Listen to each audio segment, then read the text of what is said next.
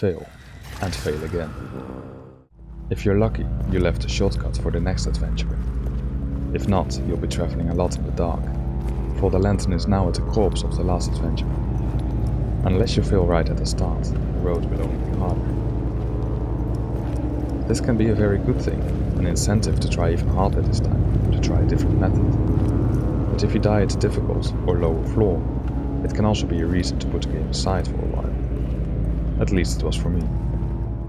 When I died at floor 12, only to find out that there was a shortcut just before that I missed, I quit playing for a while. I had to try again from floor 6, which is not an easy one. This time without a lantern, or potions, or helmet.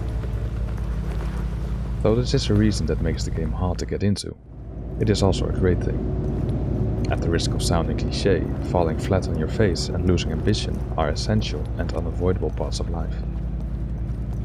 Not only carrying on after failure is a part of life, but the actual descent into darkness could be taken as a metaphor for life as well. Not that life's descent into madness, but it is a trip down into the unknown. This video will be an attempt at answering questions I had after finishing the game, as well as giving an interpretation of it. Obviously, it will contain spoilers.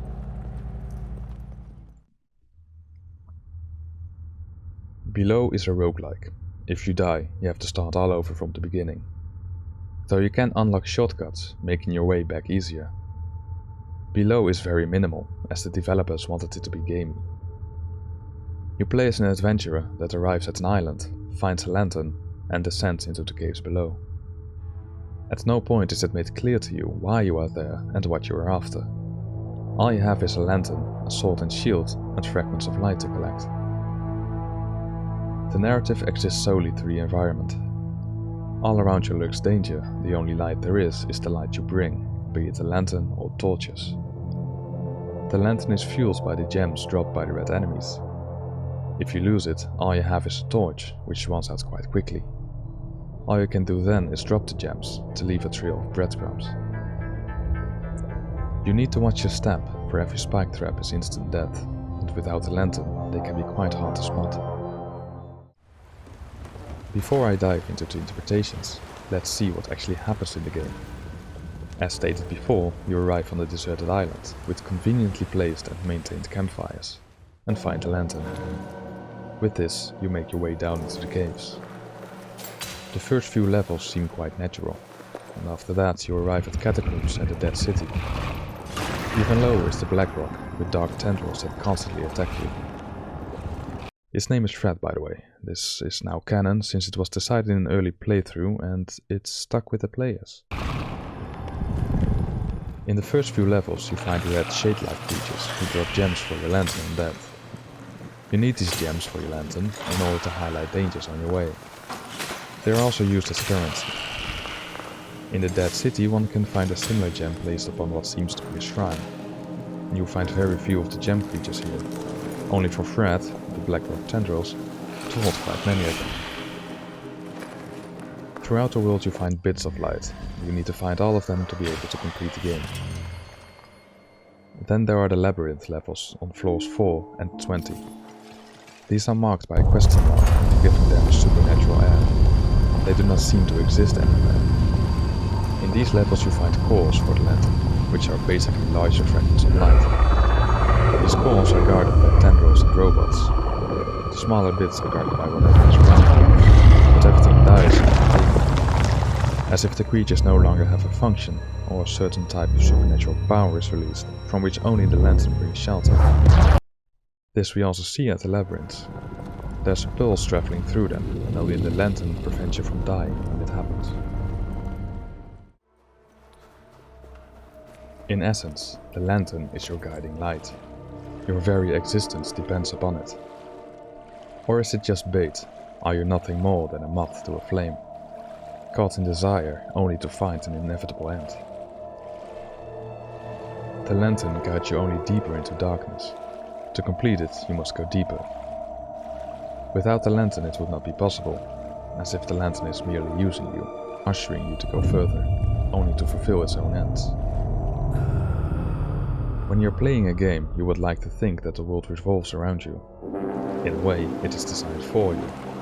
You are the center of the world. Yet in below, the lantern is the only constant. The adventurer dies only for the next eagle lemming to appear and retrieve the lantern, to continue the descent. The lantern is the main character of Below. A passive object, to be used by us, as players, is constantly deceiving us. We die, to return in this limbo, hoping that this time we'll advance just a bit further, to find the answer to the big question. Why? The only lead we have is the lantern, yet he remains silent, beckoning us to hold it up once more, to be happy with his reassuring presence, only to fulfill an end that's beyond us, toying with us, seeing just how far we are willing to go. Many were not willing to go far. In the Steam achievement statistics, only 2.5% have actually reached the end of the game. Only 2.5% of players were willing to embrace the darkness in the name of light. As stated before, the lantern seems to be a safeguard. On the other hand, the bits of the lantern kill every living creature around them. That seems like a premonition of evil. It is only at the end of the game that we realize the lantern is not a safeguard at all. When obtaining every fragment of light, we can open a sarcophagus that contains a mushroom or flower-shaped darkness.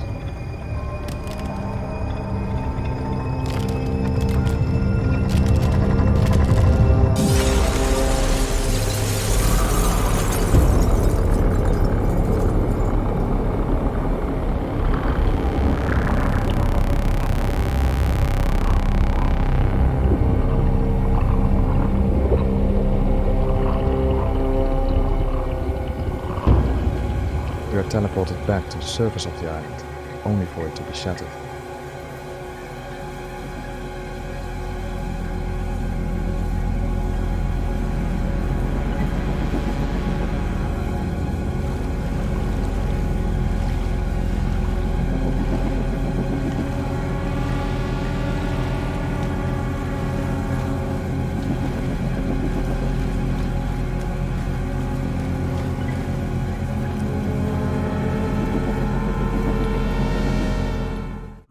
Again we find the lantern on top, where it seems to be attracting specks of light to swallow them up like moths to a flame.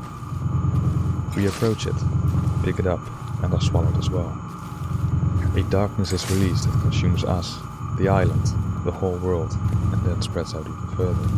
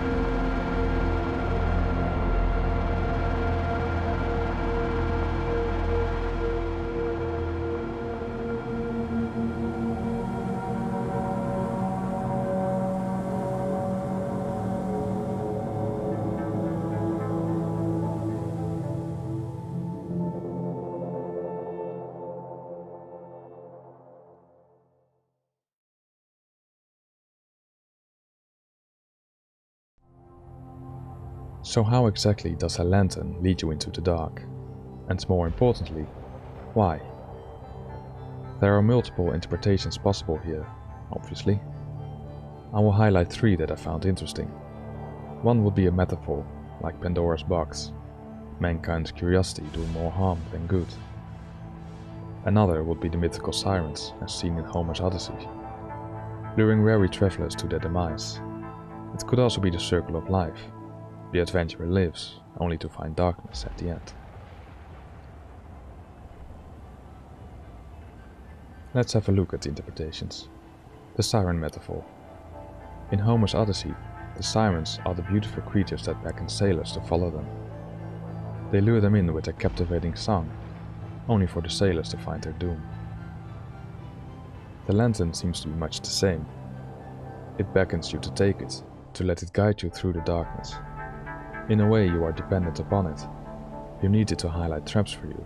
You need it to have a stable source of light. All it's good for, however, is using you as its vessel to release the darkness. But the lantern could not have led us so eagerly if we were not equally curious. How many adventurers have died on the way, only for the succeeding one to find an even worse end? How many times was the lantern picked up by a different pair of hands? How many travelers came with similar dreams of adventure? Perhaps the lantern is not so much like the sirens, but more a representation of Pandora's box. The box that she under no circumstance should open. But her curiosity got the better of her, and she released all the evils that were inside it. In Below, the sarcophagus would quite literally be a box of evil, which was opened by a curious adventurer. If we were not so greedy for novelty, eager to satisfy our curiosity, none of this would have happened. But curiosity is an essential part of what makes us human, a necessary flaw. Perhaps it was doomed to happen, much like death is at the end of every life, however beautiful it was. I could end this with a cliché. It's not the destination that matters, it's the journey. And what a journey below is. Filled with failure and frustration. Yet somehow it entices you to try again.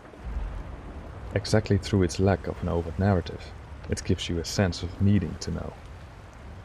Whatever is at the end, it seems worth it to try over and over again, until you find it. Only then do you realize what it was all good for.